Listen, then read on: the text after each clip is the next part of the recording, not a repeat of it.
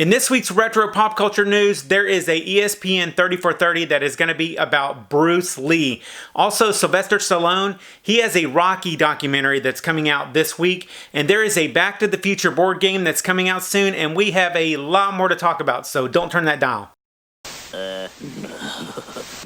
What up to my peoples, and welcome to Retro Crunch, your #1 source for retro pop culture and news. Starting off the news with my favorite story and one that you gotta get ready for on June 7th, there is a 30 for 30 that you do not want to miss. Here on Retro Crunch, we love martial arts movies, and growing up with the likes of Jean-Claude Van Damme, Chuck Norris, and of course, those Bruce Lee movies.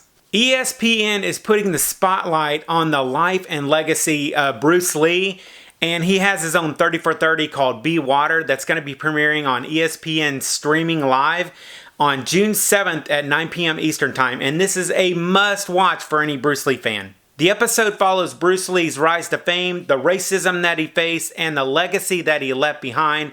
And this guy is the epitome of the American story, and you do not want to miss this. I'll put this news in the description down below so you guys can be sure to catch this episode.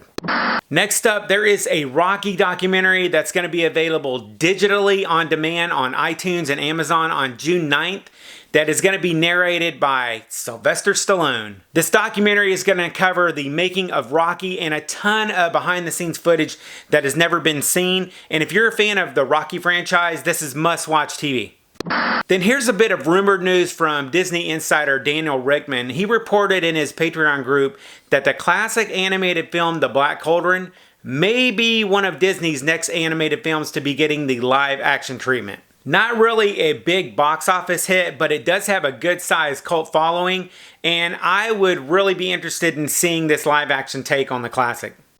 And ladies and gentlemen, there is a movie coming out called Elvis from Outer Space that is about an alien clone of Elvis Presley. There's actually a trailer, and if you want to check it out, oh man, this thing's going to be hitting digital retailers on July 7th, 2020, and I got to check this out. Then right here on YouTube, Josh Gad announced that he's setting up a reunion Zoom stream with the cast of Ghostbusters, and I'm guessing this is going to be pretty good to watch. Then moving on to some retro gaming news, Funko is making a Back to the Future board game that I cannot wait to get my hands on. It's on pre-order on Amazon, and it comes out June 20th, and I would love to review this board game, Funko. Also, Sega, they're making a Game Gear Micro, and it's about the size of a pager. There's going to be 4 different colors that you can choose from, and each is going to come with 4 separate games.